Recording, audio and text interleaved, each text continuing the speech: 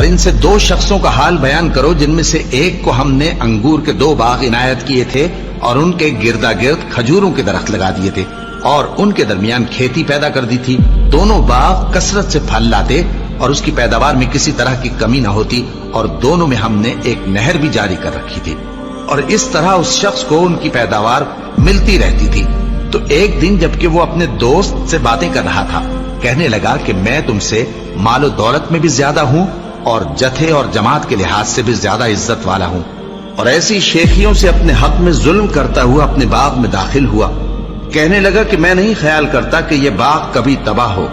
اور نہ خیال کرتا ہوں کہ قیامت برپا ہو، اور اگر میں اپنے پروردگار کی طرف لوٹایا بھی جاؤں تو وہاں ضرور اس سے اچھی جگہ پاؤں گا. تو اس کا دوست جو اس سے گفتگو کر رہا تھا کہنے لگا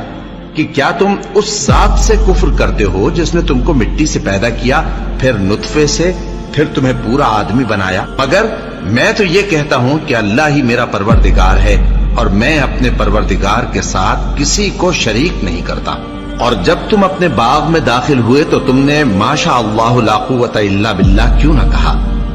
اگر تم مجھے مال و اولاد میں اپنے سے کمتر دیکھتے ہو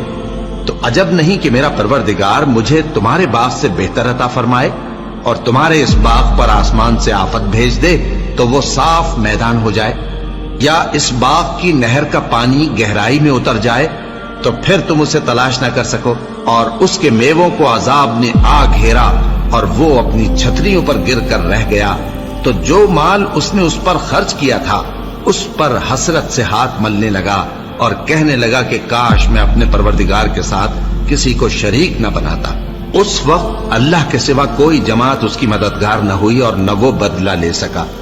یہاں سے ثابت ہوا کہ حکومت سب اللہ کی ہے. جو معبود برحق ہے وہی بہترین ثواب عطا کرنے والا اور بہترین انجام لانے والا ہے.